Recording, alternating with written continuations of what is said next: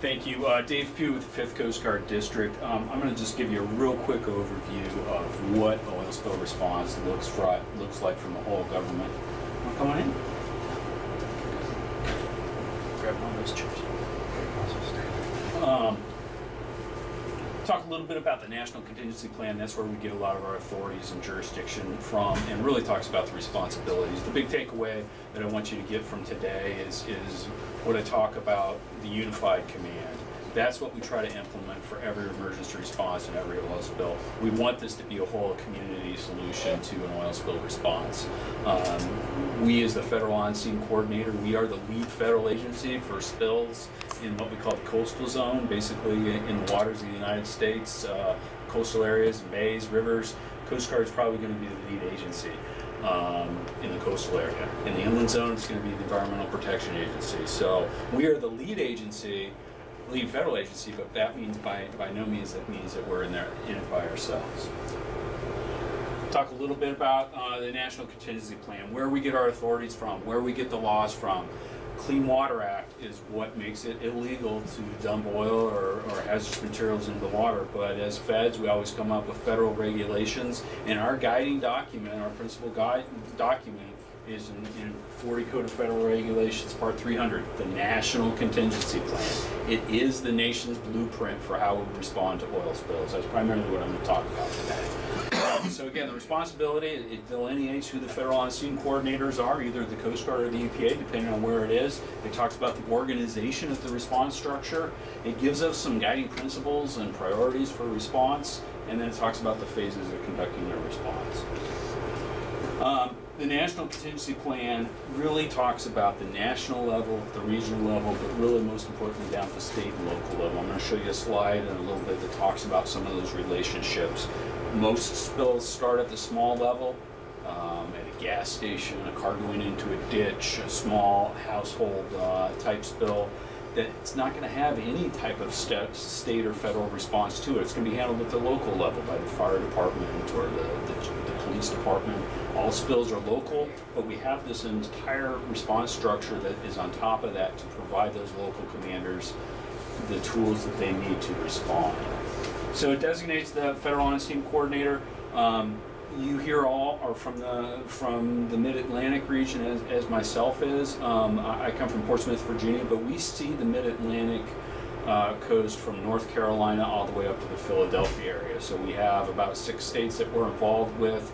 What I really encourage your Sea Grant folks, if you really want to get tuned in with those local commanders, we have basically here, we have a sector, a Coast Guard sector for each state, pretty much up and down the Mid-Atlantic. Up in Delaware Bay, Philadelphia, they cover a couple of states, but we have one for North Carolina. We have one for Virginia, yes. So how does the FOSC fit with in the Delaware, which is where I'm from, with the co-op? Yeah. Okay. The co-op, the Delaware River, Delaware Bay, DVRC. They are a cleanup cooperative. That is, they are an oil spill organization that industry sponsors, pays for, and has on hire to deal with a large spill from one of the responsible parties up there. So we work with them all the time in our area committees and all that, and I'll show you that in a second. So you initiate something that they will work on? Absolutely. Okay, and so they don't initiate anything on their own? No, I'll show you how that works here in just a second. The Coast Guard doesn't clean it up. Doesn't touch the oil. Right, yeah. I'll show you how that works in a slide here. If we're going to have a Q&A panel discussion at the very end, so Sure. I'm going to ask people to just hold their Okay, questions to what I that. try to do on this slide is kind of paint that picture that I talked about, that most cases here are at the local level. Car goes into a ditch, tanker overflows, something like that. Most cases are local, and the local fire chief and police department is going to handle that. But we have set up the whole National Contingency Plan to provide a top-to-bottom response for the whole of government. Up at the national level, so up here at the national level, we have the National Response Team. They also have a National Contingency Plan. That's our 40 CFR. Really, I think mostly for Sea Grant's interest, I kind of drew this green dot in here where I kind of see Sea Grant possibly fitting in. We have a regional response team. Regional response team is the states, the primary federal agencies. We on the Coast Guard for the 5th Coast Guard District, we sit on that. Our EPA counterparts, we come together twice a year for meetings, but most importantly, we're there to help facilitate if there's a large spill in our region, that mid-Atlantic area. We're going to come together with all the state partners, federal partners, and really help coordinate a safe and effective response. We have a regional contingency plan, and then getting a little bit in what you talked about, the area committee. That's where the rubber really meets the road. These are, an area committee is, the National Contingency Plan requires an area contingency plan for each of those areas. The Delaware Bay has an area contingency plan, and they have an area committee. The Coast Guard Sector Commander co-chairs that committee. The DVRC, the Cleanup Cooperative, they are on that committee. That's where they talk about what happens for a spill in Delaware Bay, Philadelphia area. So we have similar committees that are for the state of North Carolina, Virginia, Maryland, and up in Delaware Bay. So I really see, if you want to get in touch with what's going on with the folks near your office, find out who that area committee points of contact are. We're happy to facilitate those discussions. They meet quarterly. They have area committee meetings and exercises all the time. They are welcome to the public. They would love to have Sea Grant folks attend those. Usually we have 60, 70 people come to a good area committee meeting. We would love to have your participation in exercises. We're having a big exercise in September.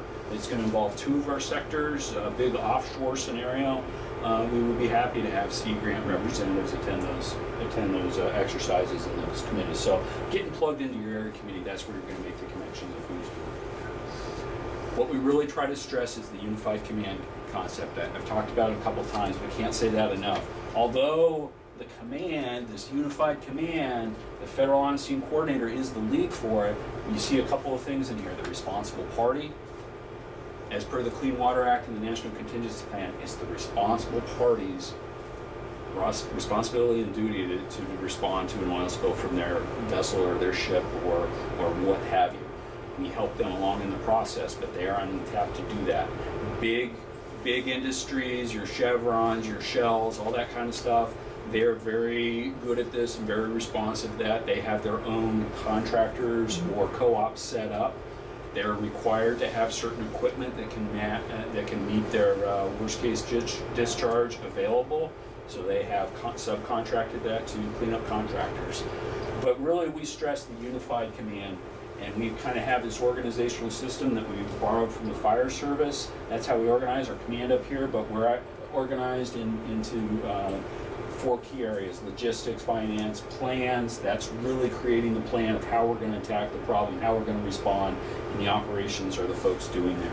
We have these books, the incident management handbooks. This is incident command system compliant with the National Response Framework. It talks about, it has job aids for what you do if you're assigned to the planning and you're the situation unit leader, which is the person that does all the displays, tracks what's going on. There's checklists, there's job aids. Really talks about who they're going to be working with. I've got about a dozen copies here. Please take one if you're interested in it. This kind of helps describe how we respond, and it's a good thing to have in your back pocket if you show up to a spill. Real quick, National Contingency Plan, again, it talks about those phases of the response. We discover it, we go out there and we assess what the situation is, and then we really, the main priority is this bottom one, is ensuring that there's a safe, efficient, and coordinated response. That is our really what we're focused on, is making sure we're all working together on this problem to make sure that the oil spill gets cleaned up. The overall priority is human life. That's always going to be the case. Sometimes we get in situations where we can't worry about too much. If a boat's sinking, we're going to get the people off before we're concerned about the oil or what's on board. But the second priority is stabilization, making sure the problem doesn't get worse. Getting the tanker off the rocks, turning off valves, doing some emergency containment. But really we're focused on making sure that we're all working together on a safe and coordinated response. So our duties as a federal on-scene coordinator, we're gonna investigate that, but we're also gonna oversee what the responsible party is doing. Like Frank and we were saying earlier, we're not out there too much actually cleaning up the oil. That's going to be contractors that are providing the majority of that work. The responsible party is responsible for making sure they're doing that. We're making sure they're doing it safely and efficiently. If we don't have a responsible party, or the responsible party is unable to come up with the right resources, we do have some special funds that we can access, and we can actually go and hire contractors to do the work. We do that on a regular basis, usually for smaller spills. Someone's in bankrupt or they're in jail and their boat sinks. We will access these special funds. We will hire contractors, and they're going to get the bill later on. But we're not going to wait until the responsible party does the right thing. Sometimes it's hard. There's always a lot of questions about who caused it and all that kind of stuff. If we're sensing delays or frustrations with that, we will access these funds and get the appropriate response rolling. Real quick, the Coast Guard is one of our 11 primary missions. Everyone thinks of the Coast Guard search and rescue and counter drug missions. Those are two of our main missions, but marine environmental protection is one of our mandated missions. So we are the lead federal agency again for spills in the coastal area, and through that is our federal on-scene coordinator. They are pre-designated, and the terminology that we're using now is our sector commanders. The folks in Philadelphia, Norfolk, down in Wilmington, they are the pre-designated federal on-scene coordinator. So those federal on-scene coordinators do have help. Frank, our scientific support coordinator, kind of a segue to him. Myself as the DRAT. I help all our 4 sectors that are in our area manage their mission. We do have Coast Guard strike teams. Our closest one is in Fort Dix, New Jersey. These are folks that are specially trained and have special equipment to deal with oil and hazardous material response. The real pros that really bring some expertise and some special equipment to help us out. And I don't mean to interrupt, but Coast Guard does have a station in Elizabeth City. And although they're not a strike team, they do, in the past, they have provided resources in spill response.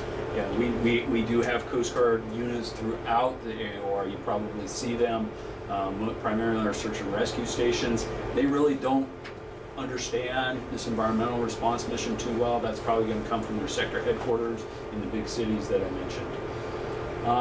Really, to characterize the Mid-Atlantic, really our major industry area is really up in Delaware Bay. The refineries, if you ever drive out through Philadelphia, it looks like you're in Houston or something like that. There are a lot of refineries. Philadelphia area, the Delaware River area is the largest refining on the East Coast by far. I think it's about 1/3 of the national petroleum goes through Philadelphia. That's a shocking number to a lot of people, but it is a huge petroleum port. So I think a lot of our focus is up there, but we do have threats throughout the area. We are kind of characterized by some of the other areas, perhaps are a lower threat, but places like the Chesapeake Bay and the rivers that we have are so maybe they're lower threat. We don't have a lot of oil traveling, to the Potomac River or some of these other areas, but the areas are so sensitive that if we did have this spill, it would be really difficult. And so we do have our plans. We do have some other things that address some of those, prioritizing sensitive areas. But I'm going to turn it over to Frank to take us through a little bit more about the science of spill response. Okay. Thanks.